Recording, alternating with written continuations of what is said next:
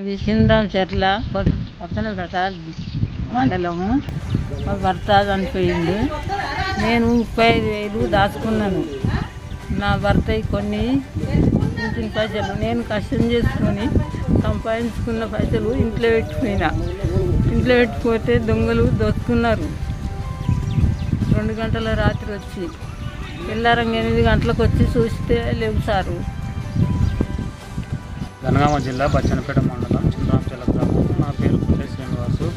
మా అమ్మ పేరు సత్యమ్మ. మా నాన్న గత 12వ తారీఖు 6 నెల 2023 రోజున మరణించడం జరిగింది.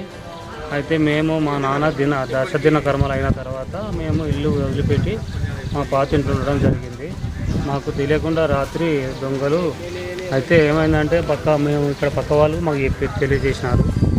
పొద్దున మేము వచ్చేసరికి తాళాలు వలగొట్టి బీరువా వలగొట్టి 35,000 రూపాయలు, సుమారుగా 35,000 రూపాయలు నగదు తీసుకెళ్ళడం జరిగింది. పొద్దున ఉదయం 9 గంటలకు వచ్చేసరికి తాళాలు వలగొట్టి ఉంది. ఇది జరిగింది. మాకు తెలిసిన తర్వాత వెంబడే మేము పోలీస్ స్టేషన్లో ఫిర్యాదు చేసినాము. పోలీసు వచ్చి సమగ్ర సర్వే చేసి మాకు తగిన న్యాయం చేయాలని కోరుకుంటున్నాము.